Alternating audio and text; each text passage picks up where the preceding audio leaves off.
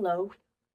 Um, this morning I kind of wanted to discuss the impact of the Donald Trump presidency on Canada-US relations, as well as how different um, politicians here in Canada are responding to the situation. I want to kind of explore the impact and the reactions of various Canadian leaders. So, first of all, it's important to note that with Donald Trump in, and we saw this in his previous presidency, there are certain responses to Canada that are going to impact relations.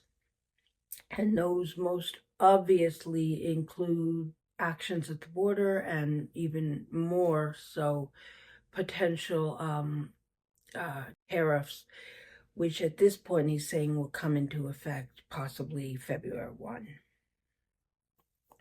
So how do tariffs and ultimately trade relations impact the two countries, but more importantly, Canada for us? Well, he's talking about a 25% tariff on like everything. And it's important to note that over 77% of Canadian goods that are exported into the United States. So, these tariffs could result, according to the Canadian Chamber of Commerce, these tariffs could result in at least $30 billion in annual economic loss for Canada. The manufacturing sector is highly export dependent, and they are particularly vulnerable. The automotive industry is also highly export dependent and import dependent. They kind of go back and forth, and they are obviously going to be impacted. As well, the oil and gas sector is extremely vulnerable. Most of the energy that the United States has, they receive from Canada. So while we're thinking of, or Americans certainly are thinking of these tariffs as impacting Canadians, the fact is they will severely impact Americans. Let's talk about those energy exports. It's first of all, the energy trade between the two countries, it's like a cornerstone of our trade relations. And with Trump's tariff threats, discussion has emerged here in Canada about retaliatory efforts. And those include different things. For instance, Doug Ford is talking about just cutting off exports. Danielle Smith here in Alberta is talking about the severe repercussions it could have for both countries.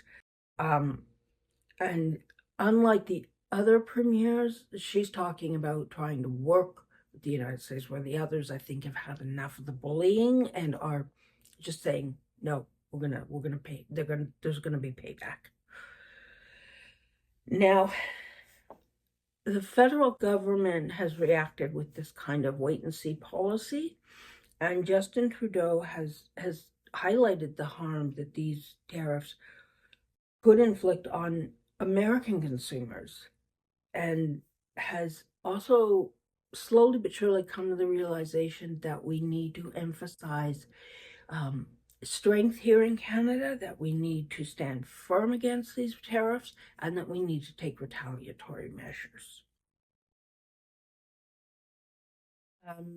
The fact is, at this point, the election has been called for March here in Canada, the federal election, and a few different people, a few more known people have gotten into the leadership race for the Liberals, and one of them is Chrystia Freeland.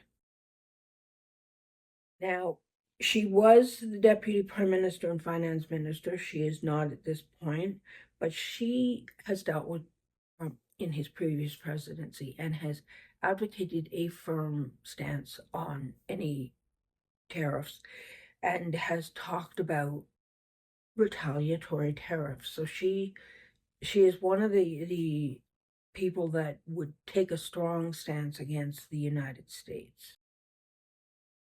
with her experience in trade negotiations and her willingness to stand up to President Trump, we can certainly see that she would take a strong stance against tariffs and for retaliatory measures.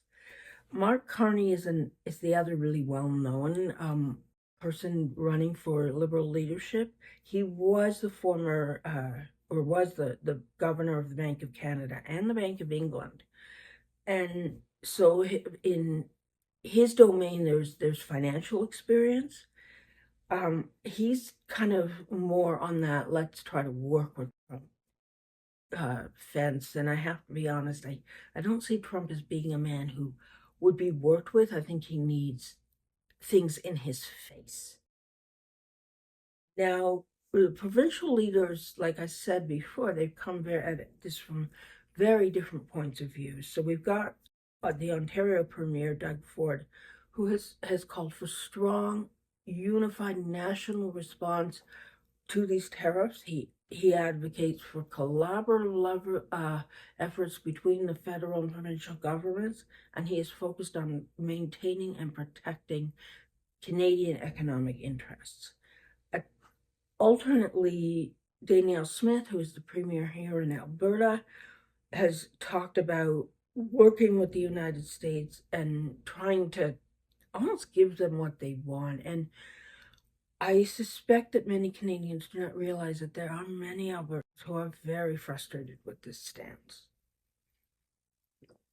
That doesn't mean all Albertans, obviously. There are some who are behind her, but many find this problematic, that she's not working with the rest of Canada, that she didn't sign the accord or the agreement to take retaliatory efforts. So there are some issues. Of course, there are also social and cultural aspects to this. Because of his Trump's policies on immigration and multiculturalism that contrast very sharply with Canada's belief in inclusivity and diversity, this could affect and is already affecting public discourse. So Canadians are very angry with the United States, and we're speaking out. With the pervasive media coverage of Trump's behavior and actions, it's affecting and shaping the public discourse in Canada and the political responses. So it's important for the Canadian leaders to look at what Canadians want and to navigate appropriately.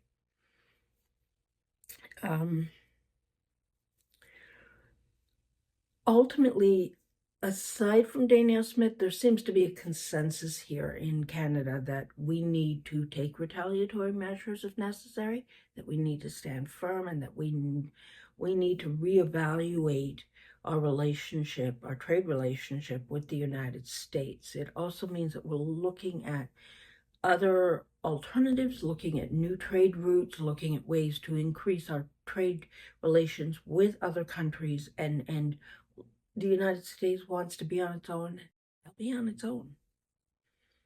So it's important that we in Canada recognize that this may be a very tough time at first, but that it's going to be a tough time even if we don't respond in kind. So let's give them the message. If you enjoyed this, please hit subscribe and like. Please share with those who may enjoy this.